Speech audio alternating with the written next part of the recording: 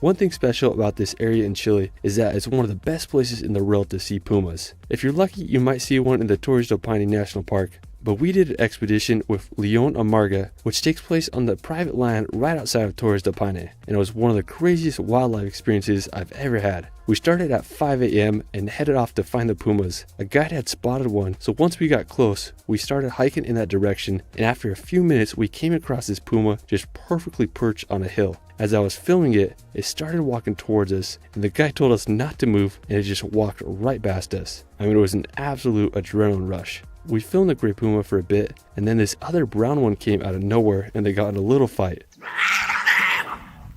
After it found a nice place to rest under the rock, we came across some more pumas and got some incredible shots of them with the surrounding landscapes. The main prey of the puma is guanacos, which are these large llama-like creatures, which we also saw a good amount of. Towards the end, we got really lucky and found a mother mountain lion with her cub, and were able to film them for a few minutes until they headed off. And it was an absolute incredible experience, and our guide said that we were extremely lucky that day because sometimes you might only see one or none at all, so I'm super thankful we saw a bunch of pumas. I will say it was very expensive, but it's 100% worth it to see pumas in the wild. For our final destination, we're going to visit the fjords of Patagonia. If you look at Patagonia from space, you can see this huge uninhabited region on Chile's side, and it's home to some of the most unbelievable and untouched scenery on Earth. The Chilean fjords are extremely remote, and there are no roads or airports, and the only way to reach the fjords is by taking a boat. Special thanks to my buddy Victor Poznov. He spent a good amount of time sailing throughout Chile's fjords and captured some of the most incredible footage. I'll link a video of his adventure in the description below. One of my favorite features of Patagonia's fjords is the glaciers. There are so many named and unnamed glaciers that very few have seen. I'd say the best way to experience the fjords is by taking an expedition cruise that is specialized in exploring this region of the world. There are very few places that are raw and as beautiful as the fjords of Patagonia.